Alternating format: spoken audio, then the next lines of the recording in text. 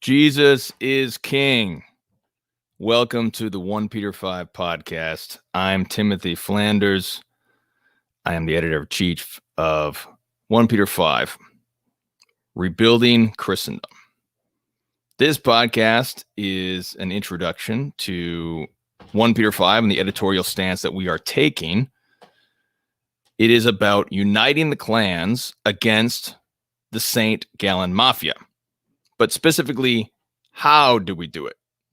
And we're going to lay out in this podcast how we intend to find our place at OnePeterFive, our own contribution at OnePeterFive to the movement of Unite the Clans against the enemies of the Holy Church, but in particular, St. Gallen Mafia. Now, we're going to have another show and another stance on the COVID-1984 regime. We're not going to talk about that today just because it's another complicated topic. It has a lot of different layers to it as well. But in this show, we're going to talk about the St. Gallen Mafia and a little bit about traditionalism as it exists in the history of the church in the modern period since 1773. So if you don't know if you're not familiar with my work or my writing, as I said, my name is Timothy Flanders. I live in the Midwest. I am a husband and a father of 4 children. And I've been a Catholic since the ascension of Pope Francis. I've been a writer for OnePeterFive since 2019. My first piece was on my conversion from Eastern Orthodoxy. I was raised in various Protestant sects.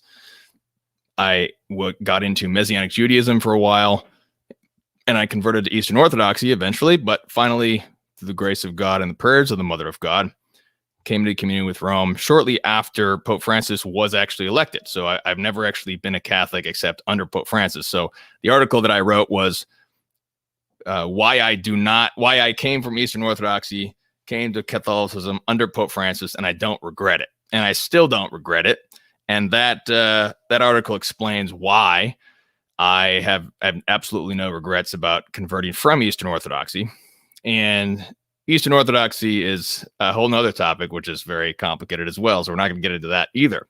But if you have any questions about me, feel free to contact me at any time, editor@onepeterfive.com. Happy to talk to anybody, explain any particular thing or any questions you have. Please contact me. I'll be interacting with live chat. So if you have any questions or thoughts anytime during the show, we'll just talk. This is just going to be an informal conversation between you, the readers, and me, the editor. We're trying to restart the podcast, and I'm not sure how often we'll be able to do the podcast. OnePeterFive is an online journal above all. It is really a written media. That's the primary content that we put out. And I'm going to set up what Crisis has in terms of where you can go to the website and then you can just click the audio. So it just reads the article for you. Because I know that audio is definitely one of the best methods for busy people, and it's very helpful to have somebody just read the article. But you can do things with articles that you cannot do on podcasts. You can't do it. This is really, I think it's the original written form. This is sort of a sacred thing, as we know, the logos of God, the verbum, which is caro factum est, which becomes man. The word is powerful, and there's something about writing and putting this together in this content. So OnePeterFive is primarily an online journal, but we're trying to do this podcast as well to reach out in this way. There will be other podcasts coming out soon this month. We have a few others on tap, which we'll get into. So we're probably going to release 2 to 4 this month. And then, but I can't promise particular frequency. We're still figuring everything out. And so I'm still gathering all the writers together and everything. So, which reminds me, we are in need of more money to pay enough writers to do all the things that we want to do at OnePeterFive. So my budget is literally not enough to pay all the writers that I want to hire for this publication. For example, I have an expert on Freemasonry that I want to hire. I have an expert on the occult that I want to hire who can write regularly on the occult and what's going on with the occult in the world today. I want to hire more people for the Synod Watch, which is the thumbnail for this video. The two individuals on this are the upper right-hand corner. If you didn't read the articles already from Julia Maloney, the upper left corner is Cardinal Martini, who is the architect of this whole synod of synodality, this whole synodality nonsense that we're dealing with right now. He's the architect. And then we have McCormack, who is also involved in the St. Gallen Mafia. So this is all the St. Gallen Mafia's wicked nightmare come true, which Pope Francis is now trying to impose on us. And so I want to hire more writers for the Synod Watch. But this is all your support. So the more support you can give us, the more writers we can hire, the more quality writing content that we can put out at OnePeterFive. So thank you for your support. As always, it is a tax deductible donation in the United States if you're in the United States. But we need to get into all these topics. We got a lot to talk about. So let me pull up my notes. I began this show without even getting my notes out because I've just been one of those days flying and going too fast, trying to get everything done. So today and this week, just a reminder, today is a holy day of opportunity, which is the Ember Days. Now, there's two different ways to calculate the September Ember Days. So if you're pre-1955 or 1962, you may have celebrated better than last week. But this week also is Ember Days for many others as well. I believe it's 1962 is this week. So it may be the more mainstream. But Ember Days, if you're not familiar, is a thanksgiving for the summer and a supplication for the fall in general. It's marking all the seasons. It's a fasting and praying Wednesday, Friday, and Saturday. And so it's a holy day of opportunity because we're not bound to actually fast, but it used to be a rule. So we still can do this freely. And this is a perfect thing to talk with the kids, bring out your fall decorations if you're in a climate like that, or different fall things, or look forward to fall things. Talk with that about your kids. Pray with your kids. Give thanks for the summer, things that God gave you or the children in the summer. It's a great practice. And next week is Michaelmas, so make sure that you create a Satan piñata for your kids for Michaelmas. That's been one of our favorite things to do at the Flanders family. So we're just a couple things, and then we'll get more into what we're going to talk about, the meat of our presentation here. This Friday, we'll have another podcast, which will announce the other big ongoing series. So the big ongoing series right now is Synod Watch. That's going to be going on indefinitely. Hopefully we can end that soon, but this is sort of, we're in the era of the Synod Watch now because of what Cardinal Martini began and what the St. Gallen Mafia began with electing Pope Francis. And now that Pope Francis seemingly has been doing their bidding with this whole synodality, now we're in this era of this insanity, of this nonsense. So the Synod Watch is an in-depth analysis, both historical and current day news, for discussing this manipulation of synods. Now, obviously, we know that this happened at Vatican II. And in fact, there were also issues that were going back even generations before that. There were actually aspects of this that happened at Vatican I as well. And this is another topic that we can get into another time. But this is the concept of manipulating synods is actually a very old one. It was actually happening during the ecumenical synods in the East, in the first through seventh ecumenical councils. Particularly the fifth ecumenical council is a great example of manipulation, because the Emperor Justinian basically had all his handpicked bishops, and he was just sending his army if he didn't agree with his synod. And so this is an example of this manipulation that was happening. But nevertheless, God always brings good out of evil. And so even the machinations of evil men, the enemies of Christ, with these methods of manipulation, God always brings good out of evil. And that's what we hope for even in our own day. So Synod Watch is one big series, and we're going to launch the next big one, which this Friday, and that's going to be part of our critical part of our editorial stance. We'll also be announcing a new contributing editor next week. I'm recording a podcast with him later today. Let me just bring up, if you haven't looked at our editorial board, those are the people who are helping to shape this venture, this online journal. So those are the people involved, and we're going to bring on another individual, which we will announce next week. I'm really excited for him because I've always loved his work, and I'm really glad that he's going to be on board. So stay tuned for that. The editorial stance.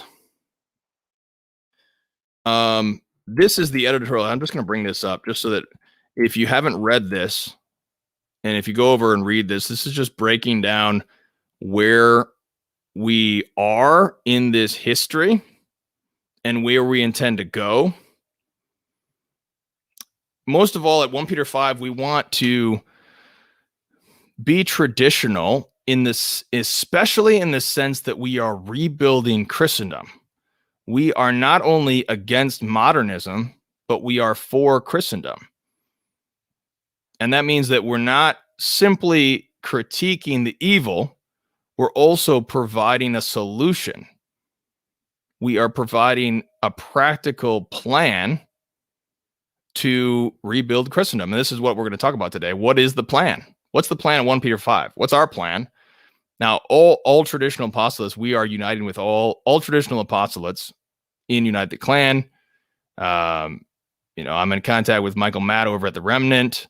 By the way, before I forget, because I'm going to forget things, you need to go sign up for the Catholic Identity Conference, which is coming up in just a few weeks at the Remnant. So this is the it's in the show notes. So if you look down, Remnant newspaper, you go sign up for the live stream so you can be a part of that conference. It's a critical conference. They'll have Vigano and Schneider will be there, and also an Easter bishop, 3 bishops, some priests, speakers. So sign up for the Catholic Identity Conference that's coming out. That's with the Remnant newspaper. And I've also worked closely with Catholic Family News. My friend Matt Gasper's over there. So we are working together with other apostolates. We are completely on board with Unite the Clans. And so this, as I said, this shows we're trying to explain how we think that we fit in at OnePeterFive with Unite the Clans, looking around at the different traditional apostolate, what people are doing. What can OnePeterFive do to join this effort? And all credit is due to Michael Matt for starting this movement. So if you read this editorial stance, most of all, the most important thing that we always want to emphasize, which we'll get back to in a minute, is the primacy of the spiritual. The primacy of the spiritual. The spiritual is everything, and the cross first and foremost. Most of all, in order to be crusaders against modernism and for Christendom, crusaders must take up the cross above all. We must, again, love suffering. If we want to be against modernism, we need to be against the modernist addiction to pleasure, addiction to comfort, which leads ultimately to the vice of effeminacy, which is the vice of effeminacy is the addiction to pleasure, which causes a reluctance to suffer, according to St. Thomas. So we live in this modernist era where we are so scared of suffering. And we see this obviously with the COVID 1984 regime. We see that the entire world went after their comforts because all the enemies needed to do was dangle the stick of comforts in front of anybody, and they immediately dropped all their rights and liberties as individuals or communities and went after their pleasures. So we need to root this out, and the only way to root it out is by, once again, loving suffering. This is a critical spiritual aspect of every Christian's life. We make the sign of the cross for a reason. We make the sign of the cross because the cross is our life. The cross is our life. Our Lord said, unless you take up your cross and die. Taking up your cross and following Jesus, you know what that meant when he said that? It meant you go to die in the most humiliating, excruciating fashion that was known at that time. Jesus Christ says, unless you accept all this suffering that I accept in my passion and follow me, you cannot be my disciple. This is the only path to resurrection. If you want to rebuild Christendom, you must take up your cross. And this is the primacy of the spiritual. We must. And so what I mean by that is we can get really caught up in the vice of curiosity. The vice of curiosity, St. Thomas says, is the obsession with useless knowledge, which ultimately hinders your spiritual life. So this quote here from a great crusader of the 20th century, Plinio de Correa de Oliveira, he talks about how the cross is the central piece of Christendom. So we can get caught up in the corruption of the Vatican or things. We can get caught up and wonder and be following news on Twitter and all these things that are happening. And we can get caught up in the vice of curiosity. Now, we need to understand what's going on to be aware, especially as fathers. Fathers need to be aware of what's going on so they can protect their children, their family, but not to an excessive degree. St. Thomas says always the virtues are always a mean between an excess and a defect. So we don't need an excessive amount of information about what's happening in the Vatican or this or that or whatever. We don't need an excessive amount. And we don't need to be totally ignorant of it either, but we need the right amount that we need to be aware to fulfill the duties of our state in life. So the primacy of the spiritual, this is the first and foremost. Once we do the spiritual, then and only then can we deal with the crisis in the church. So that is what OnePeterFive we hope to do, practically speaking. And one of the critical things about this is bringing more priests to be writers, because this is a critical part about building Christendom, is restoring the two swords. And we don't have time to get into this today. It's so much more complex, but there's two swords of Christendom. There's the spiritual sword and the temporal sword.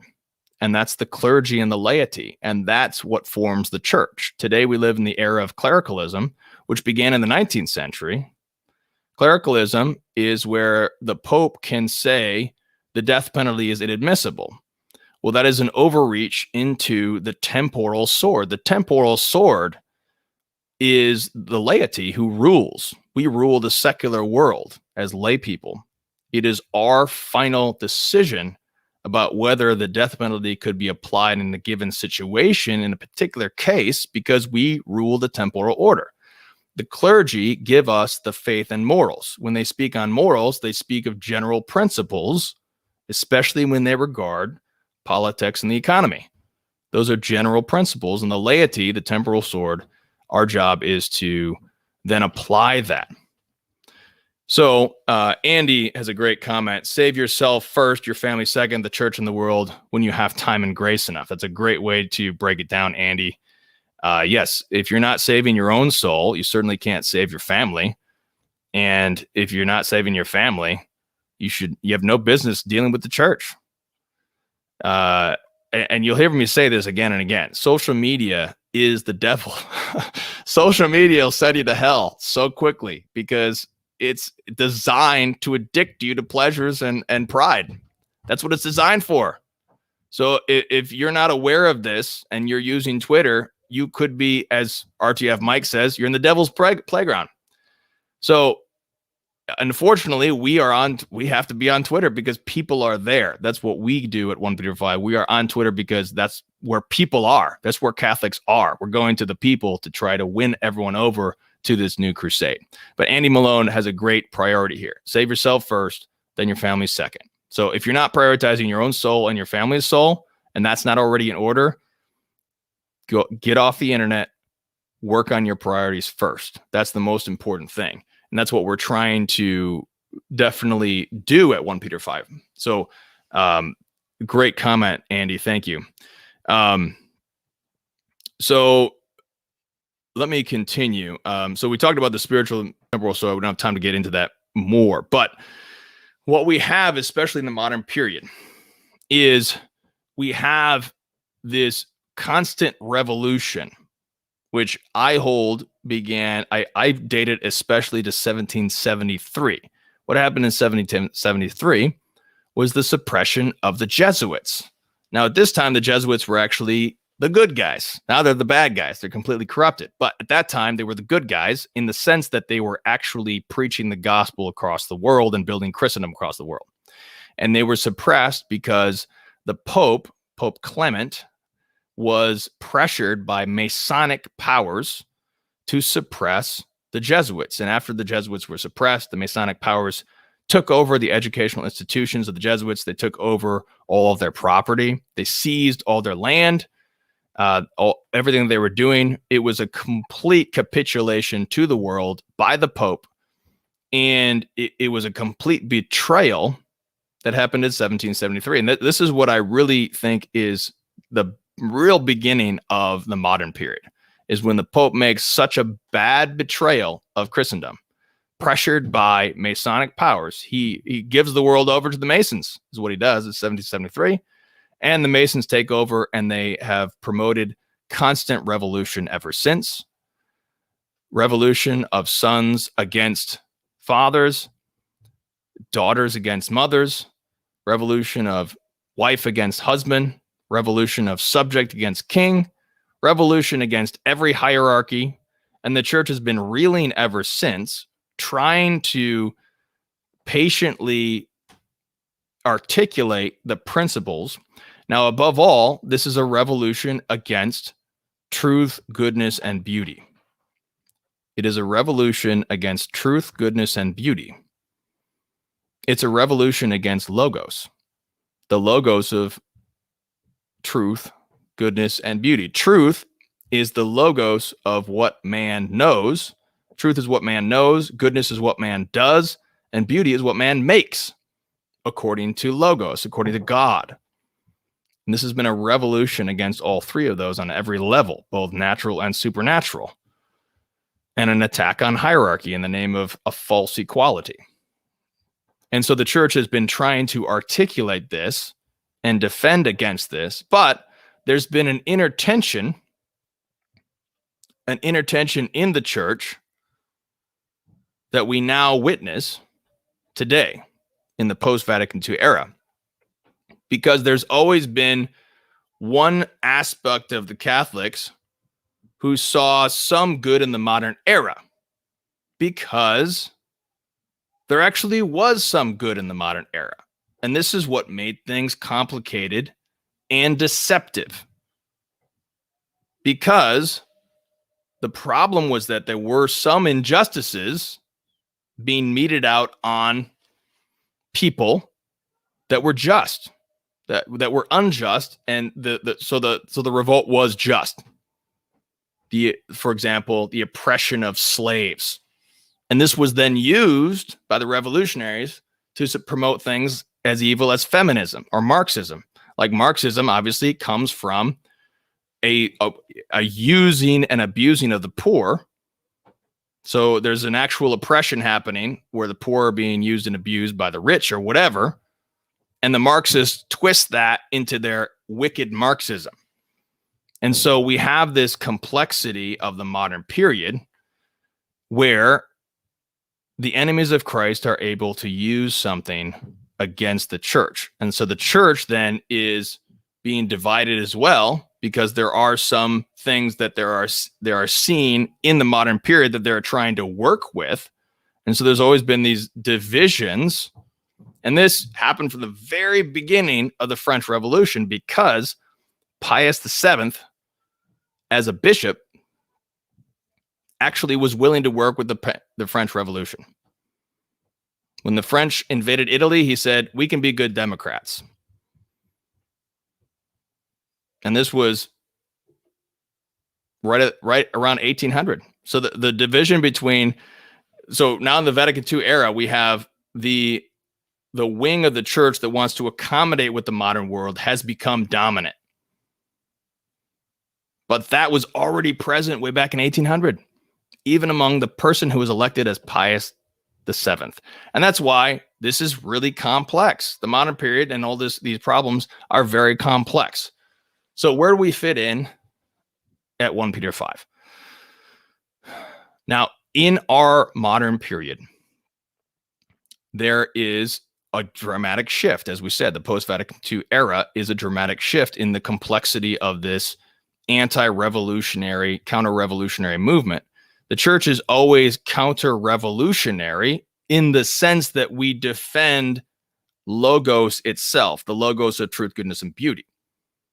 The church may support certain counter-revolutions, which are restoring the order of society,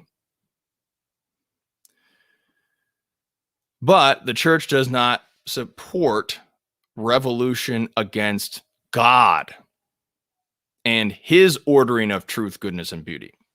And so we see, especially in the post-Vatican II era, is the uglification of the world. And this is something that is very close to our hearts at 1 Peter 5, is the aesthetic restoration, the concept of beauty, architecture, music. These are critical for Catholic culture. Beauty is critical, the restoration of beauty.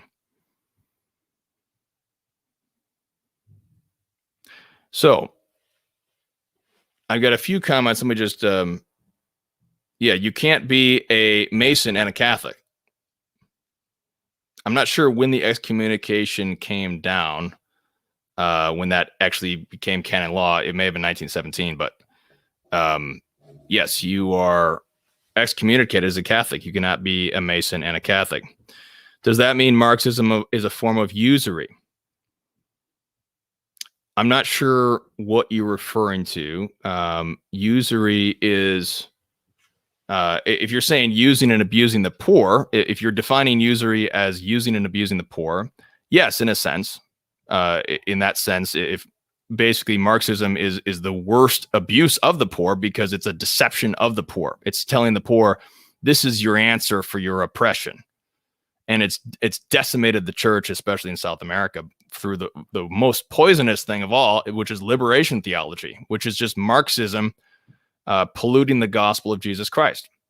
So in that, if you're talking about just using and abusing the poor, yeah, absolutely, Marxism would be sort of a form of usury if you define it that way. But usury is more of a technical term for technical financial transactions, which in itself is extremely complex. And so we don't have time to get into usury, but basically the church still condemns usury in principle, but the church does not make definitive judgments on particular usurious transactions since 1745. That's when Benedict the 14th made the last magisterial pronouncement on usury, which basically gave the principles without making definitive judgments on particular transactions, because modern finance is so complex that the church shouldn't even get into that, and it's very wise, I think, that they don't. I got some comments. Latin Mass Society of North Coast. Thanks for your comments. God bless. I have a great respect for Michael Matt. He's a great crusader. He's been doing this since 1967, and his family's been doing this since the 1870s. So at least, especially in America, he is really one of the godfathers, and his family they deserve the respect that they've earned as crusaders. So where do we fit at 1 Peter 5? Well, what we need to do at this point now, where we're at is we have been sort of restarted with Traditiones Custodes. We're in a similar situation that our fathers were in 1969 and 1970. And I want to direct all readers to this excellent series from Kwasniewski, one of our contributing editors, one of our regular columnists. His articles appear every Wednesday. He's also coming out with a new book in a few months, which is great. It's about the clergy and the laity. I'm really excited to read it. I haven't yet read it, but I'm really excited to read it. So that text will be coming out. But if you look at, let's see, where is this? It's a 3-part series. This is Kwasniewski. This is what we need to do. Let me see. What was the first one he came out with? Yeah, here it is. It's time to imitate our fathers. So this is, if you go to this article, it's a 3-part series. This is where Kwasniewski, in his wisdom, brings us back to the period that we were at in 1969 and 1970. What did our fathers do at that time when the Latin Mass was suppressed at that time? So the enemies of Christ induced the Holy Father in 1969 to suppress the Latin Mass. As we know, as Benedict XVI told us, it was never actually technically suppressed, but de facto, it certainly was suppressed. What did our fathers do then? They had almost no bishops supporting them, other than Archbishop Lefebvre and Castro-Mayor and others. Very few bishops. What did they do? We're in a similar position, but we're actually in a better position than our fathers were. But our fathers were in a much more difficult position. What did they do? What did they do to bring us to this point? We need to look back at what our fathers did at that time. This is what it means, first and foremost, to unite the clans at OnePeterFive. Is what we want to do is we want to return to the zeal of our fathers. Because our fathers already fought this fight and won. They won with Summorum Pontificum. Obviously, it wasn't the full fight, but it was a massive win. It was, Summorum Pontificum was an exoneration of the traditionalist movement that had been vilified for some 40 years as schismatic. It was an exoneration of this so-called schismatic movement that had been vilified and condemned. It was an exoneration. They fought for 40 years plus, and they were exonerated. So now we need to fight for another 40 years plus so that our movement also can be exonerated. And the good thing is we're in a much better position than our fathers were at that time. But how we see the first thing, how to unite the clans against the St. Gallen Mafia. So I'm finally getting to the point of what I wanted to get to here. How do we unite the clans? Well, we return to the zeal of our forefathers. And so what is the zeal of our forefathers? Well, in the editorial stance, we talk about some of the godfathers of the traditionalist movement, especially after it began a new era. So traditionalism in the modern era since 1773, traditionalism in its essence of truth, goodness, and beauty is the anchor against modernism, defined as Pius X does in Pascendi as the false evolution of dogma. This was condemned at Vatican I as whoever says that the doctrines may evolve according to a greater knowledge in a way that's different than what the church understood and understands, let it be anathema.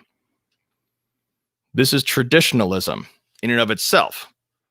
Now, there is a true development of doctrine that is an actual true development against the evolution, the false evolution of the modernists.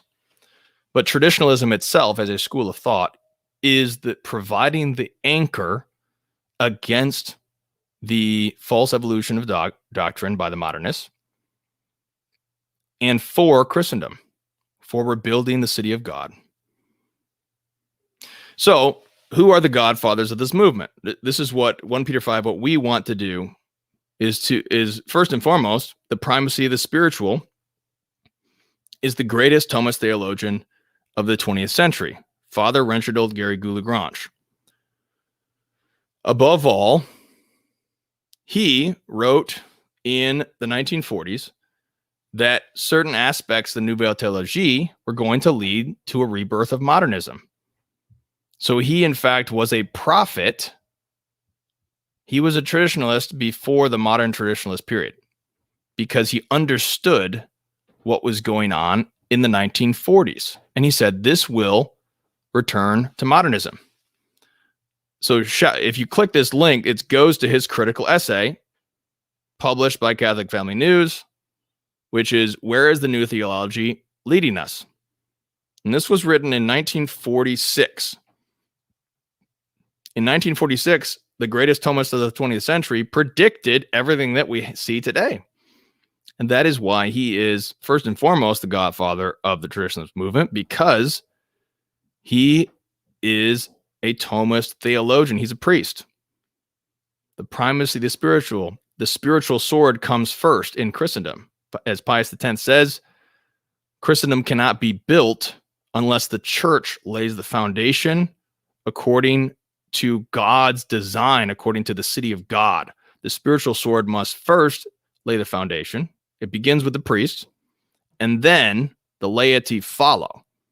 The temporal sword then can build Christendom according to its own sphere of influence, which is the temporal order, while the clergy build the spiritual order of Christendom.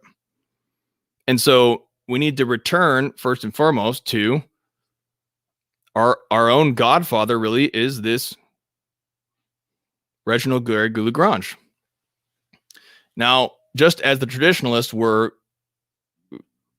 vilified as schismatic for 40 years, so too was Reginald Goulet-Lagrange. He was vilified as some kind of stuck-up aggiornamento, stuck-up, neo-scholastic old man who can't get with the times, whatever. He's taught for 50 years as the most prominent and influential, greatest Thomist theologian. He was a holy man. He wrote on mystical theology. He filled the lecture halls in the Vatican, in Rome, where he taught. He filled the lecture halls. People loved to hear him because he was a saint. He's one of those, a non-canonized saint. So this is really our godfather, is this great priest, Father Reginald Goulet-Lagrange. So this is one of the aspects of what we want to do, is recovering this zeal of our forefathers, beginning with Father Reginald Goulet-Lagrange. And then we have what he influenced was the encyclical Humani Generis, which was about some false opinions threatening to undermine Catholic doctrine. Once again, the writing was on the wall. The warning was there before Vatican II. And then at Vatican II, it was the Cetus Internationalis Patrum. This was the minority group, which was especially the Curia. It was made up of the Roman theologians in the Curia, but as the name suggests, it was international. In particular, two bishops, one, Archbishop Lefebvre, who was a Frenchman but had worked in Africa for decades before this, and De Castro Meyer, who was from Brazil, and others. They were an international working group, and they were working against the other group, which was the European Alliance. So which one is more representative of Catholicism, which is a universal religion across the whole globe? One is the European Alliance, which has a rather obtuse view of the world because they're only looking at things from the Northern European perspective. And then we have the Cetus Internationalis. Now, this is not to say that the European Alliance did not have some good points, but we don't have time to get into all the complexities of Vatican II. But I'm simply saying that at OnePeterFive, we are trying to promote the thought of the Cetus Internationalis Patrum. That is our role in the United Clans movement. So we're not trying to promote other aspects of other people. We're trying to promote the thought of Lefebvre, Ottaviani, De Castro Meyer, and the others in the Cetus.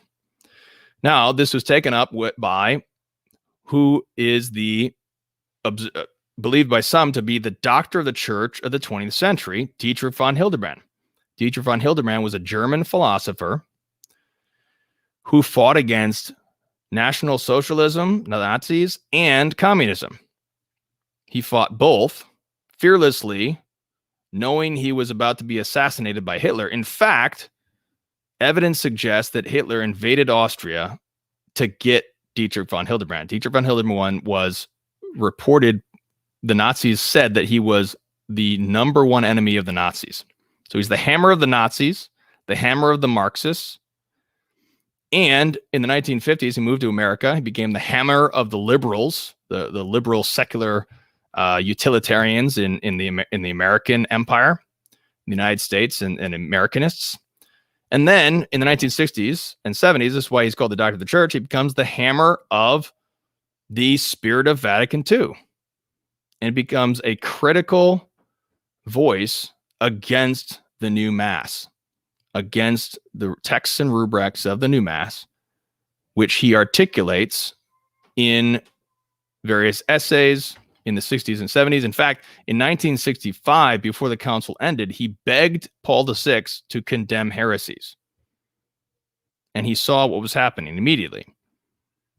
And he spoke of the influence of Masons and communists on the church. But lamentably, the words of the doctor of the church was not heeded.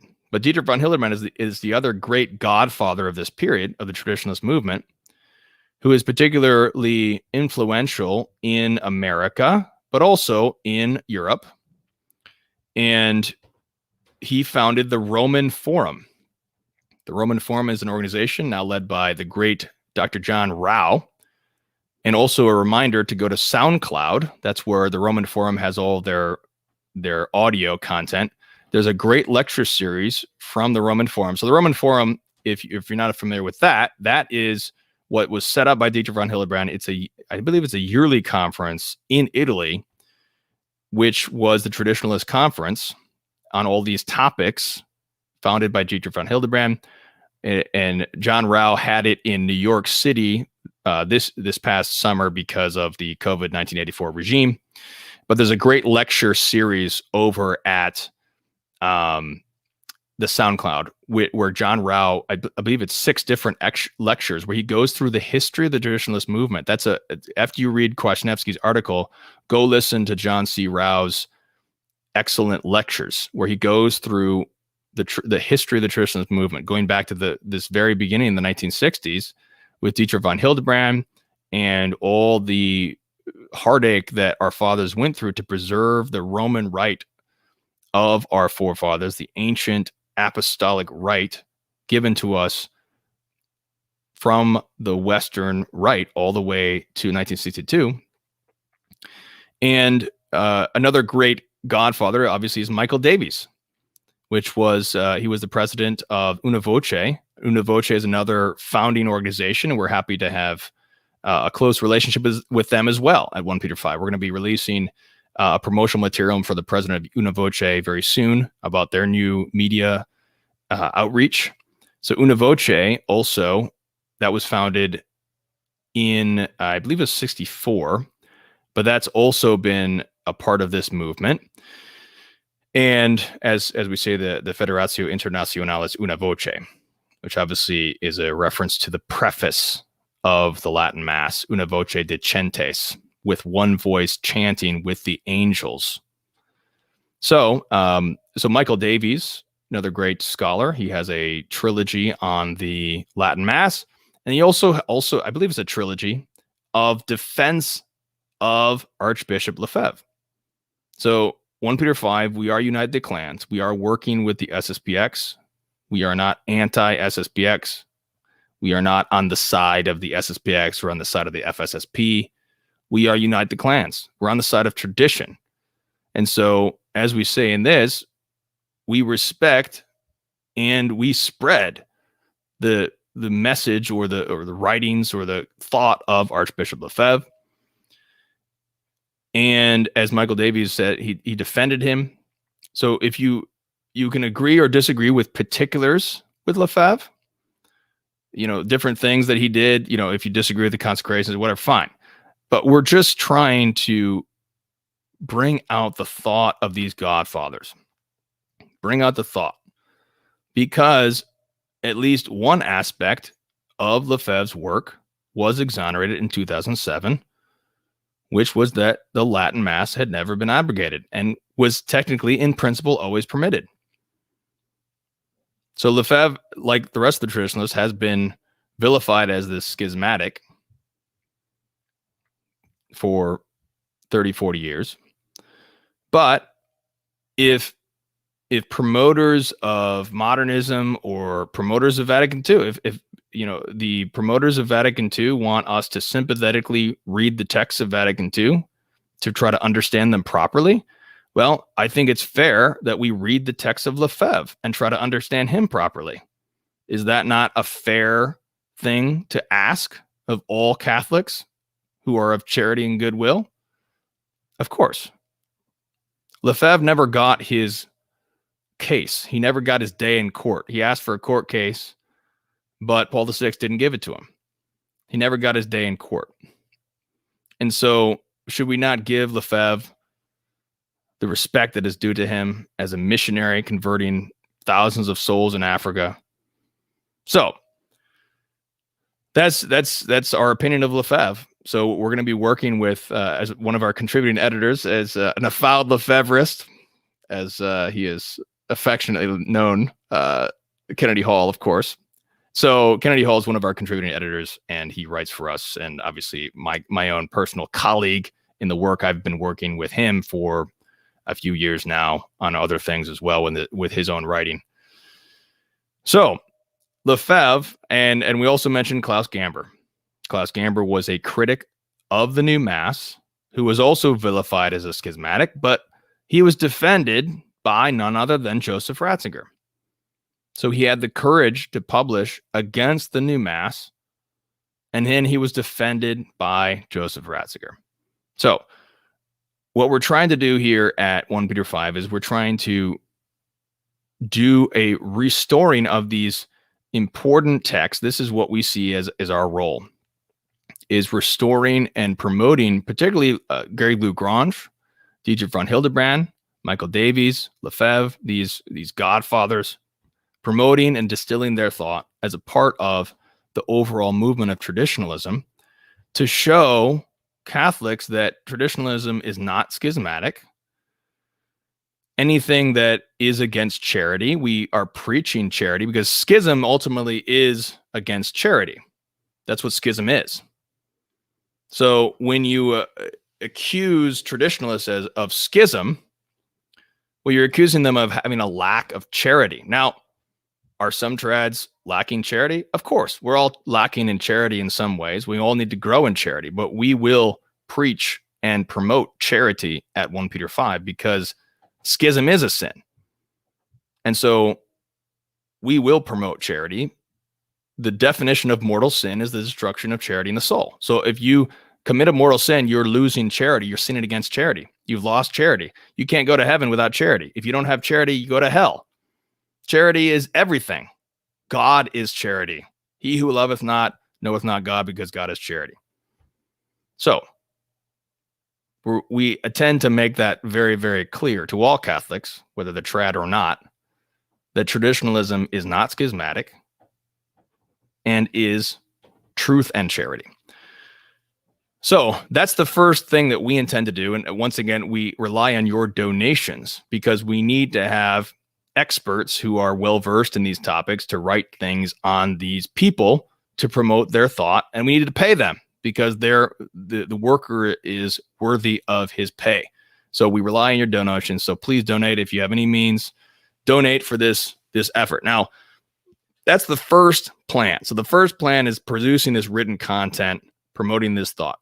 Now, the second plan is in some ways far more practical, because it talks about the day-to-day life of each and every one of you, faithful Catholics, building Christendom in your families, your local communities, your parishes, your municipalities, your villages, your states, your nations. And that's all the practical things that we want to promote at 1 Peter 5. And that's all the other writing that we want to make. So we don't want to just be, we certainly don't want to be too academic with experts on all these people. We want to be very, very practical. As I said, providing the solutions that we need to do practically. And it starts with making a Satan pinata for Michaelmas for your kids. Because most importantly, we want to pass down this faith to the children. Here's how we beat the St. Gallen Mafia, is that we build Christendom in our families. As Andy pointed out earlier, we save our souls, we save our families. We build this Christendom in our families. I look once again, the Michael Matt family. We look at that. We can look at the Matt family as a model. They've passed down the faith from the beginning of Der Wanderer in the 1870s. They passed down the faith to their children. They've kept the faith. They've kept this family business going. This is what we do to outlast the St. Gallen Mafia. The St. Gallen Mafia will not win because they can't build anything that lasts. As Pius XI says, anything that's not built on Jesus Christ will crumble. It will be destroyed because God will destroy it. Nothing that is not built on Jesus Christ will last. We may need to fight for another 40 plus years, but we will win this. But it starts with our own souls and our own families. Here's a few comments. Michael Davies did stellar work and a convert. Absolutely. Freemasonry is profoundly anti-Catholic and satanic. It saddens me to see Bergoglio preaching Freemasonry and not Catholicism. Yes, many of the words and deeds of the Roman Pontiff seem to be promoting Freemasonry, and this is why the Masons praise him. So it's very difficult to prove who's a Freemason and who's not, because we live in a Masonic world where the Masonic ideas are just the air we breathe. So people just become Masons by osmosis now. And this is what we're dealing with. I think D is asking, what text should we read? That's what we'll get into. I can recommend Dietrich von Hildebrand in particular. This text, The Charitable Anathema, is phenomenal. The Hildebrand Project is republishing all of his works. Archbishop Lefebvre, one of his, let's see, where is that? This is one of his more popular works, Open Letter to the Confused Catholics. You can also read biographies. Those are very good. The biographies, they can be very helpful and inspiring because they're going through the lives of these godfathers and what they're doing and how they're interacting. There's the godfather, or the biography of Dietrich von Hildebrand is The Soul of a Lion. And then you have, I don't have it here. I think I have it upstairs. The biography of Lefebvre as well. Oh, time to pray. We'll pray at the end of this episode. Jeanette is asking, is this who's taking over? Yes, I am the editor-in-chief, Timothy Flanders. So I'm taking over OnePeterFive. So I am the editor-in-chief of OnePeterFive. And we also have the editorial board as well. So that includes Dr. Peter Kwasniewski, Kennedy Hall, Eric Sammons, and others. Mike Cirilla, Joseph Shaw. Do I have any news on Vigano? I do not have news on Vigano. I don't have contact with Vigano. I have contact with Schneider, but I have not heard from Vigano in particular. I know that Remnant and Catholic Family News do publish Vigano quite regularly, so I know that they do actually have contact with His Excellency, with Vigano, and he is, once again, he will be at the Catholic, or he will be, I think, transmitting a message or Zooming live or something at the Catholic Identity Conference. So Vigano will be at the Catholic Identity Conference, so you can sign up for that below. Once again, that's put out by the Remnant. So Vigano will be there. So the other aspect of this is, as I said, your writings. And how are you building Christendom as faithful Catholics? How are we building Christendom in our family? How are we restoring beauty in our family, restoring truth and goodness? So that is the other side of the writing that we'll have at 1Peter5, is not just these sort of academic experts and whatnot. We're going to have writing that's very practical, writing that is from the common lay faithful, telling us what is working for them, what works, what are the solutions. And there's also different aspects of that. Like I said, I'll talk about the Satan pinata. But then we have, finally, I wanted to say the third point about how to beat the St. Gallen Mafia is to support good priests.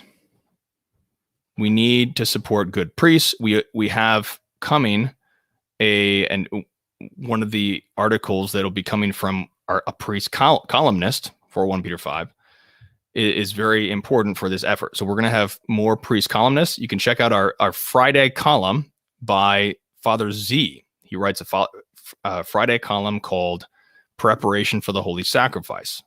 And this is a great way to begin our preparation for the Holy Sacrifice on Sunday. So it's a meditation on the coming Sunday Mass. So every Friday you can read this from Father Z. And this is the foundation. And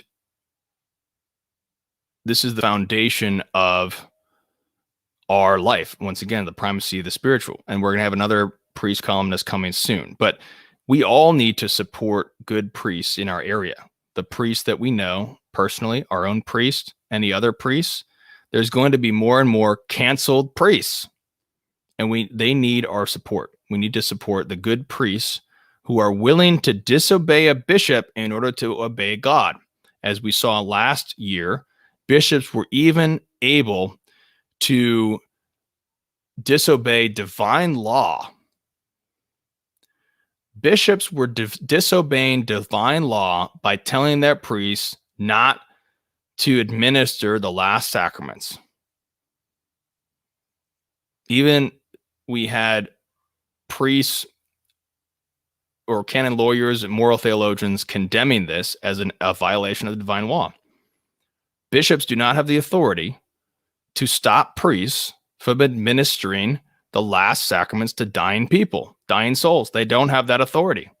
Every priest is completely within their rights to disobey their order from any bishop, because that is the salvation of souls. No bishop can say that. And when priests disobey that, they are going to be canceled by their own bishops, and they need our support. They need to know that the sheep love them as their fathers, and they run to them as children to their father, because they know that their father will fight for them. So this is critical that we support these good priests, because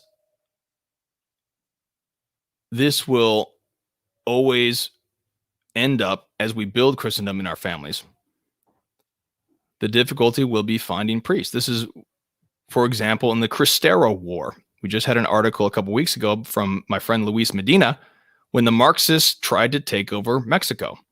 The laity rose up to fight for Christendom, and they were abandoned by many bishops and even by Rome. Pius XI, unfortunately, Pius XI had a few massive blunders in his pontificate, which were massive mistakes, like condemning Padre Pio, or silencing him rather. The laity had to support the good priests at that time, the priests who were willing to see the situation and do what was right. And unfortunately, they have to be exonerated by history. They can't even be exonerated now, but when we know what's right, we have to do what is right. Now, this is not according to private judgment. This is one of the common criticisms of traditionalists. As we said, we are against schism because we are for charity. Schism is a sin against charity. We are also against private judgment. If you read our piece from our contributing editor, Michael Cirilla, the morality of correcting the Pope. He discusses how when traditionalists are trying to correct or critique the Pope, they're doing so on the basis of publicly, definitively defined, or manifestly clarified actions of prior magisterium. This is not private judgment. This is what the prior magisterium already made clear, publicly, manifestly. You don't have to have private judgment to understand what the magisterium had before. You are simply saying to the current magisterium, how is what you're saying not contradicting what was already authoritative? That is not private judgment. However, we need to guard against, there can be a rash private judgment. You know, if you are going off into your own world and your own private judgment and making all these crazy speculations or whatever in your private little world, that can happen. But we need to make a distinction here, because the critics of traditionalism, they build up a straw man based on some people over here are making private judgment. And this is what we see most of all in Traditionis Custodes. Traditionis Custodes is built upon a massive straw man against the traditionalist movement. And it's a falsehood that the traditionalists are schismatic, that the Latin Mass is just about these priests, not about the movement of the people, when in fact the Latin Mass is a popular movement of the laity, and the priests actually were imposing all these things to a great degree. So, we intend at OnePeterFive, our mission is to rebuild Christendom. That is what we are for. We are for Christendom first, and then we are against modernism, because we are for the truth, goodness, and beauty of Christendom. And in order to do that, we then must combat all the lies, the evil, and the ugliness of modernity.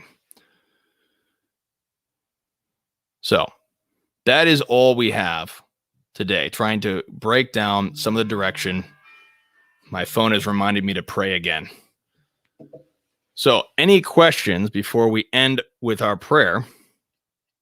Any final thoughts? Anybody watching who wants to make any comments or questions? We could talk about those before we close out here.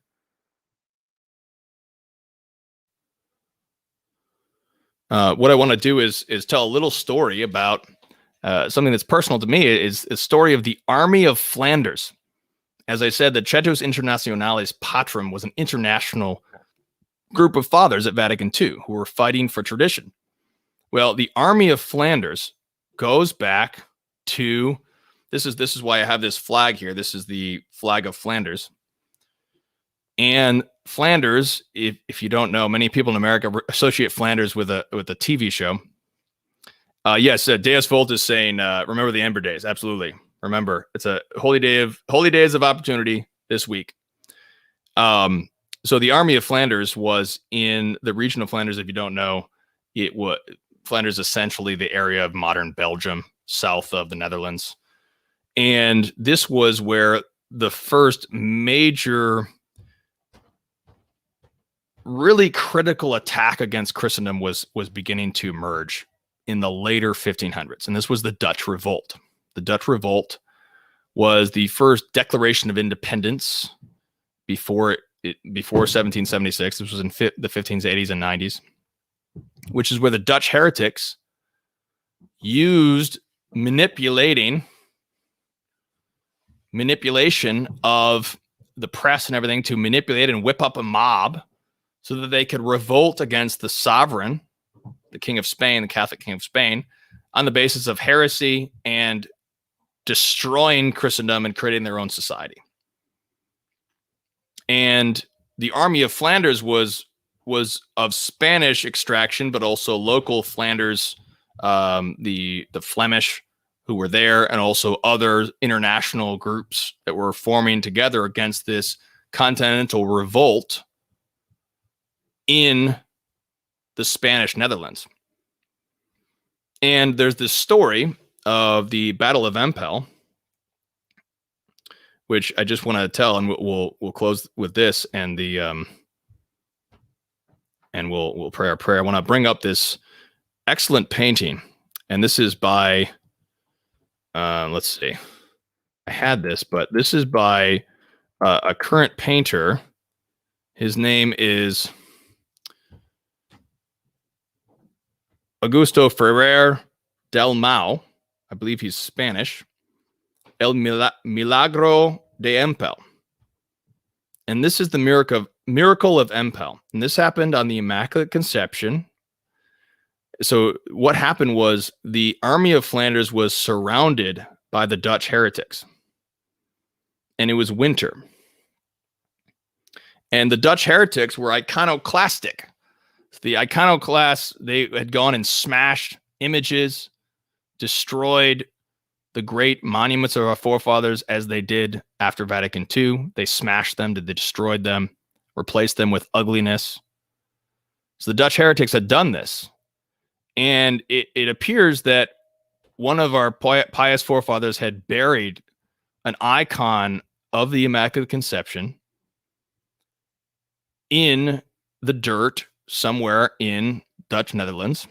And what happened was the Army of Flanders was surrounded on a hill, surrounded by the Dutch heretics, and they were about to be massacred. They were outnumbered, and it was winter, and they were praying for deliverance from God. And one of the soldiers was digging, and they found this icon of the Immaculate Conception, and they viewed it as divine providence, that it was a sign from God that they would be victorious. And this was December 7. And what happened was God, they processed, as this painting depicts, they processed with the icon, and everyone prayed to God as they put their trust in the cross,